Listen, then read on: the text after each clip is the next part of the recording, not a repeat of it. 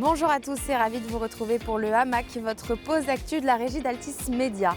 Au sommaire de ce 6e numéro, Altis Sunset, on va s'intéresser à la nouvelle offre de RMC Sport, l'offre Swipe, une offre éditoriale digitale native, avec Benjamin Duron, directeur commercial à la régie d'Altis, Laurent Salvaudon, directeur de la rédaction d'RMC Sport, et Fouad Hachani, responsable des contenus chez Visa. Reportage en immersion, on vous emmène dans les coulisses du tournage Spoticar, leader de l'occasion en France et des préoccupations sur le reconditionnement. Ça vaut le détour. Et en fin d'émission, c'est Laure Closier qui est passé dans la boîte et qui va nous parler de la BFM Academy qui fait son grand retour sur BFM Business. Mais comme d'habitude, pour commencer, tout ce qu'il ne fallait pas rater ces derniers mois de la régie d'Altis Média, c'est parti pour le flashback.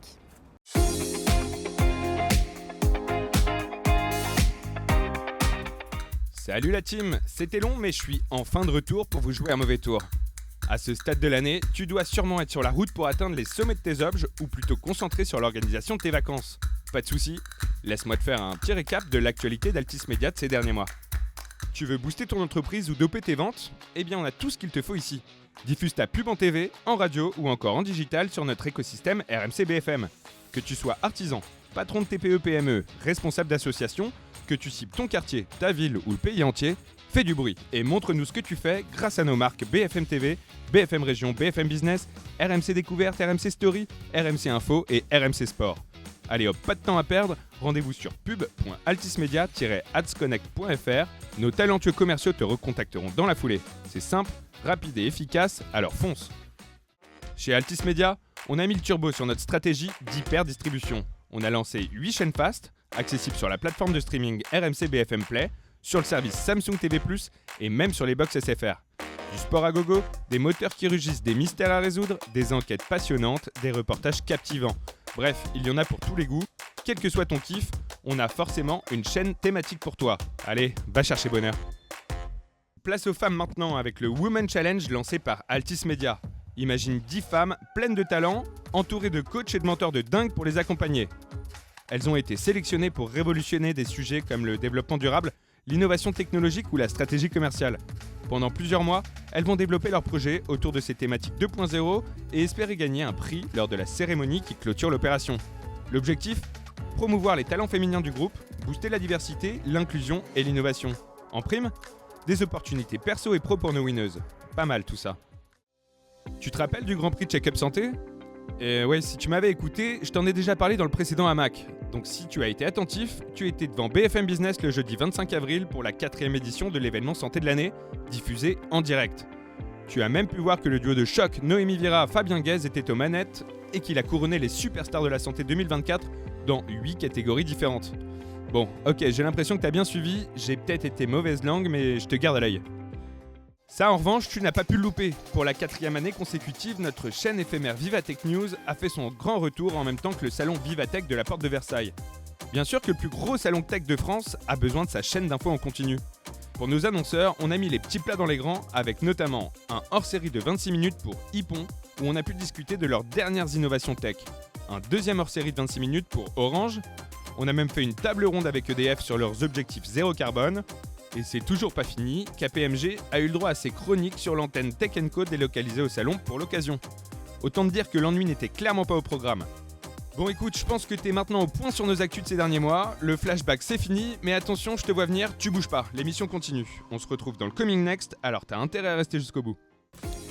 Après la digitalisation des programmes du groupe, des contenus digitales natifs. On parle de la nouvelle offre de RMC Sport.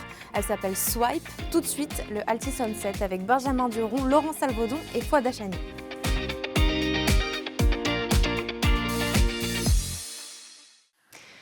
Pour ce Altis Sunset, on va parler de la création digitale avec une nouveauté chez RMC Sport. En quoi est-ce un vrai levier de business puisque c'est de la production mais pour les communautés. Comment construire sa communauté et comment l'engager avec des contenus de qualité pour des grosses audiences, pour des audiences concernées. Et pour en parler, Fouad Hachani, bonjour. Bonjour Rebecca. Merci d'être avec nous dans le Hamac aujourd'hui. Tu es responsable médias et contenu chez Visa. En face de toi, Laurent Salvaudon, bonjour. Bonjour. Merci d'être là. Tu es directeur de la rédaction chez RMC Sport. Et enfin, Benjamin Duron, bonjour. Bonjour Rebecca. Merci d'être avec nous. Tu es directeur commercial sport et entertainment à la régie hamac.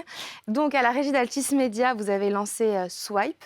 Il s'agit d'une nouvelle offre éditoriale digitale native et cross-plateforme, mais aussi une nouvelle façon d'associer les marques au contenu. Est-ce que tu peux nous en dire plus Ouais, sur Swipe? ouais, absolument. Swipe, c'est vraiment, né d'un constat assez simple qui est de dire: aujourd'hui, la marque RMC/RMC Sport, bénéficie d'un leadership assez énorme, sur la thématique du sport, que ce soit sur les médias traditionnels, en radio, en audio, sur le digital, mais aussi sur, nos plateformes, sociales.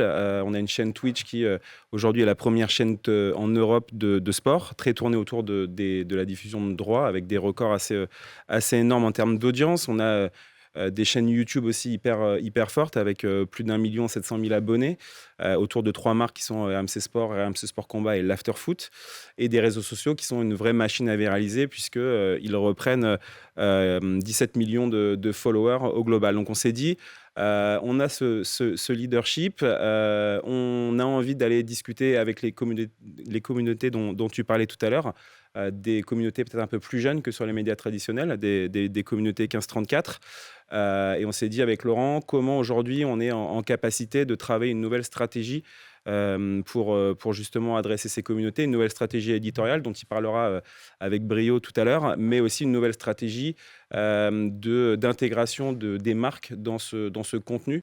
Laurent, justement, donc, du point de vue éditorial, c'est quoi l'intérêt pour RMC Sport de lancer une telle offre aujourd'hui? Et plus globalement, c'est quoi la stratégie sur le digital d'RMC Sport? Globalement, si tu regardes l'avenir dans les prochaines années, n'importe quel média puissant devra avoir des grosses communautés.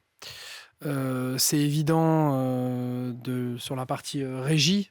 Pourquoi il faut avoir des grosses communautés pour le côté pub?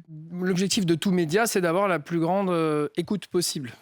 Il est évident qu'avec le changement de consommation des Français, si on veut rester télé, radio, leader, il n'y a pas de souci, mais il faut augmenter nos communautés sur YouTube, il faut augmenter nos communautés sur Twitch et sur les réseaux sociaux.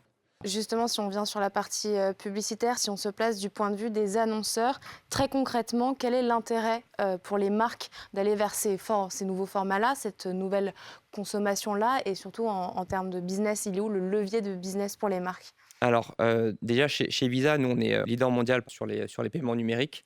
On est sur un sujet qui peut paraître assez loin, finalement, des considérations de nos audiences. On essaie de construire notre marque sur le fait d'être au carrefour des intersections sociales, sur la partie culturelle, sur le sport, sur la musique, sur tous comment dire, toutes les items de conversation qui peuvent exister sur le social. Et en fait, le social nous permet de nous connecter à ces audiences-là. Donc, pour nous, c'est une nécessité. Si on ne le fait pas, quelqu'un d'autre le fera. Et on peut être aussi avoir une sorte de risque sur la marque d'être effacé des conversations. Et donc, pour le coup, la première réponse, c'est qu'il faut y être parce que c'est là où les choses se passent. La seconde, c'est qu'aujourd'hui, on a une fragmentation de l'écosystème social et digital. On a de nouvelles plateformes qui sont arrivées. On a l'avènement de Twitch. Donc, c'est aussi comprendre l'écosystème. Comment, pour respecter sa ligne éditoriale, on choisit les marques avec lesquelles on travaille? Déjà, ce qu'il faut noter de cette offre, pour que ce soit vraiment clair, c'est du contenu éditorial. C'est-à-dire que moi, je ne suis pas là pour spécifiquement faire un contenu pour la marque.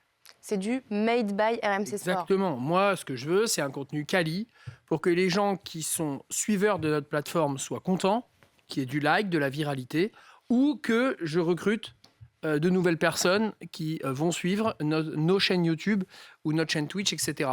Et ça, c'est dans l'intérêt des marques? Ouais, complètement. En fait, j'allais rebondir sur ce que disait Laurent, il le dit à sa manière, mais c'est tout à fait vrai. C'est-à-dire que globalement, ce que viennent chercher les marques quand ils viennent s'associer à un média comme RMC Et Sport, une marque média? ils viennent chercher la caution, la crédibilité, la manière de faire d'RMC Sport. C'est un peu différent de ce dont vient de parler Fouad, qui tu le faisais chez toi et sur tes réseaux, donc tu as la maîtrise totale du truc. Nous, quand une marque veut travailler avec nous, elle vient chercher la caution RMC Sport. Fouad, un petit mot juste peut-être sur l'état plus global du marché. Est-ce qu'il y a des marques qui ont plus besoin d'être présentes sur le social que d'autres, et qui sont les clients et de quoi ont-ils besoin vraiment?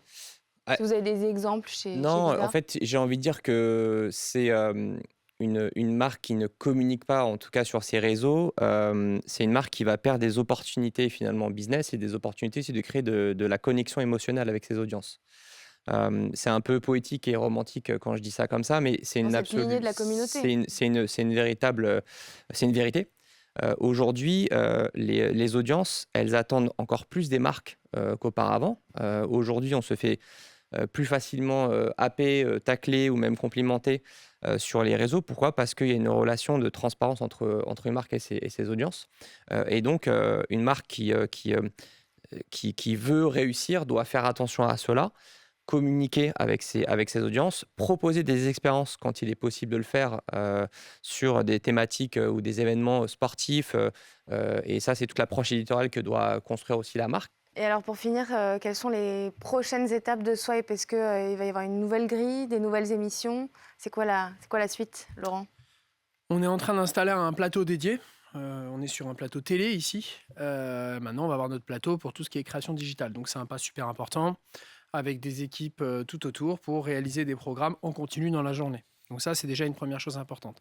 Sur la partie live, sur Twitch, on est sur l'acquisition de nouveaux droits, de nouvelles compétitions sportives. Donc ça, c'est la partie live. Des émissions, une grille avec des émissions dédiées, une émission sur le marché des transferts notamment, des émissions combat sur cette grille Twitch qui ensuite ont une seconde vie sur YouTube où elles sont encore plus vues. Et puis après, l'objectif aussi avec l'équipe d'RMC Côté Radio, c'est de digitaliser les émissions qui sont aujourd'hui audio. Ouais, l'idée, c'est de pouvoir marcher sur ses deux jambes, c'est-à-dire que Laurent puisse avoir la possibilité de créer ses contenus 100% édito, sur lesquels on pourra plugger des marques de manière assez, on va dire, traditionnelle. La deuxième jambe qui est de réfléchir de manière très tripartite entre l'annonceur, Laurent et nous, Régie, pour justement trouver les bons concepts, encore une fois avec l'ADN contenu first, mais trouver les bons concepts pour justement se permettre d'avoir toujours de la création digitale de qualité et de pouvoir répondre à tous ces besoins et tous ces enjeux dont a parlé Fouad tout à l'heure, pour les marques de venir communiquer sur ces plateformes avec la crédibilité d'une marque comme RMC Sport. Merci beaucoup à tous les trois d'avoir été avec nous dans le hamac aujourd'hui, dans le Altis Sunset. Tout de suite, une petite page de pub.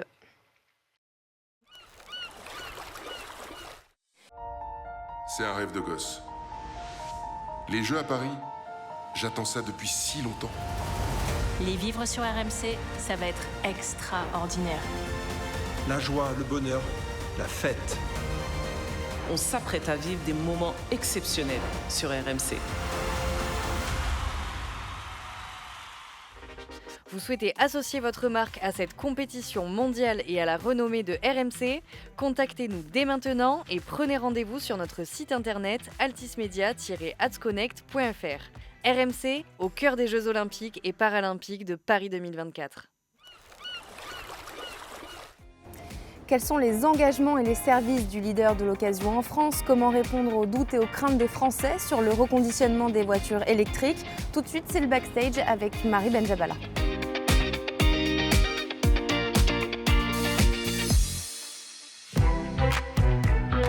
Tu es un amateur de belles carrosseries et tu ne loupes aucun programme auto? Ça tombe bien, parce qu'aujourd'hui je t'emmène dans les coulisses d'une nouvelle OPS de la régie. Direction le nord de la France pour le tournage de la saison 2 d'une campagne Brand Content pour Spoticar.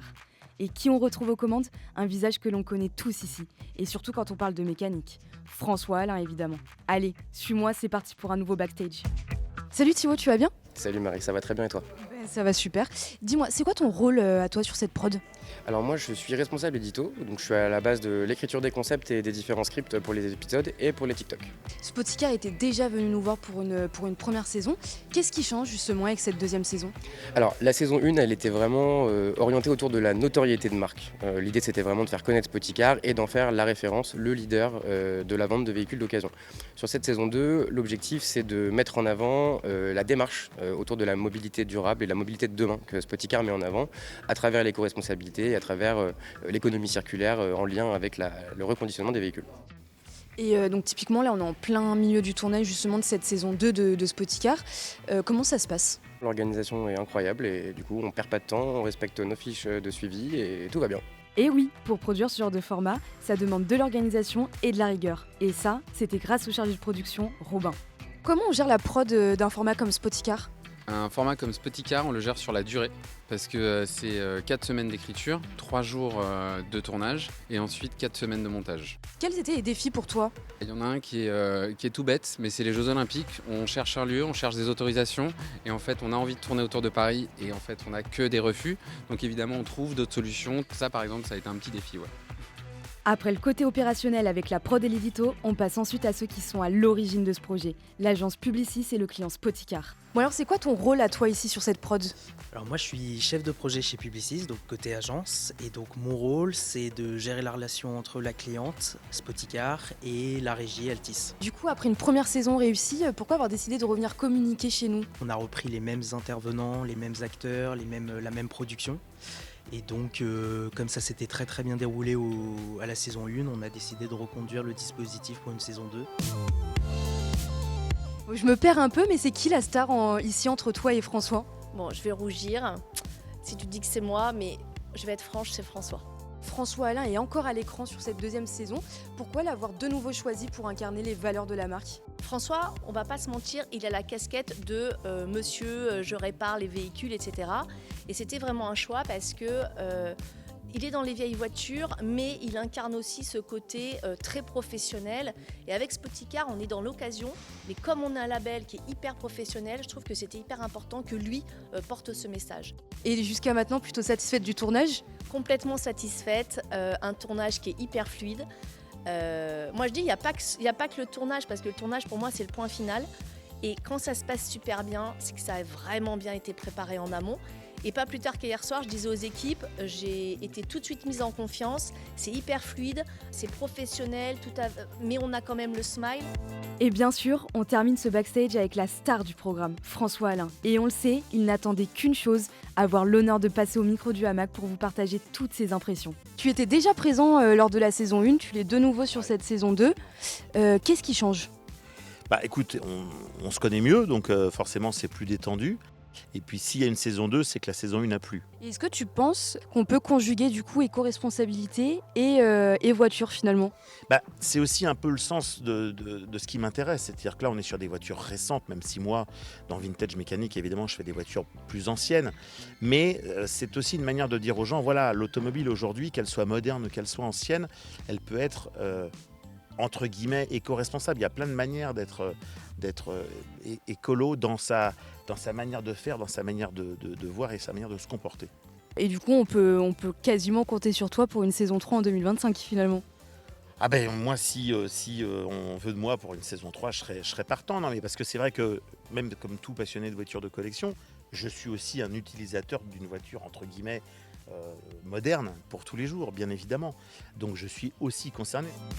Eh bien moi aussi j'attends cette nouvelle saison avec impatience. Et d'ailleurs, je ne sais pas vous, mais moi aussi ça m'a donné envie de me mettre à l'électrique reconditionné. Allez, à plus dans un nouveau backstage. Ça y est, c'est le grand retour de la BFM Academy sur BFM Business avec les BFM en région et c'est Laure Closier qui est passée dans la boîte pour vous expliquer tout ça.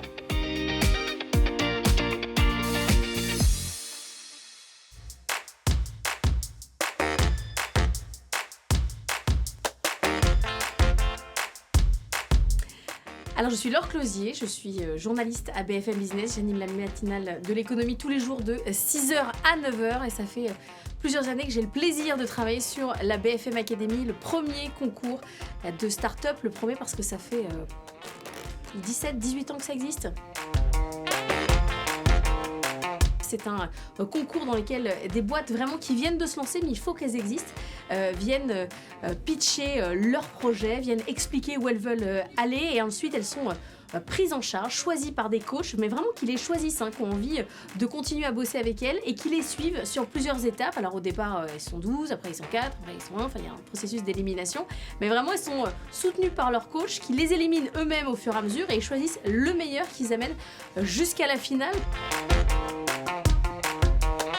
Pour participer, il faut avoir moins de 3 millions d'euros de chiffre d'affaires, moins de 2 ans d'existence commerciale. J'insiste sur commercial parce que vous avez pu lancer votre boîte et après lancer le produit que plus tard, ça marche aussi.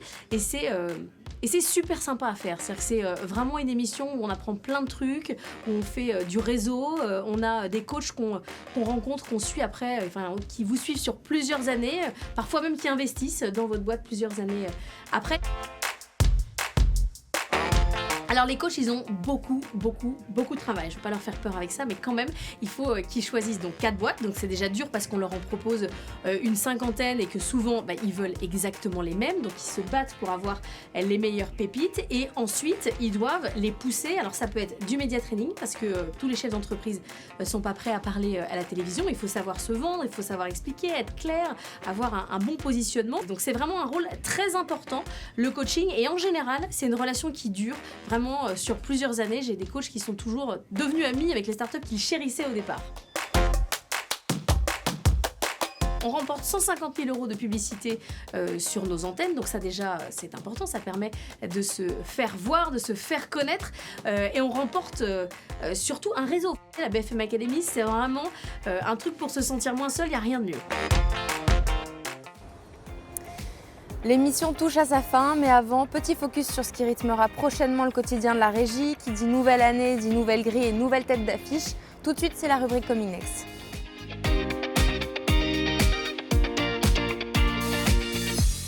Ah cool, t'es encore là. Je savais que t'étais quelqu'un de bien. Bon, rien que pour toi, je t'offre quelques infos supplémentaires sur ce qu'il ne faut surtout pas rater dans les semaines à venir. Au fait, t'es bricolo toi ?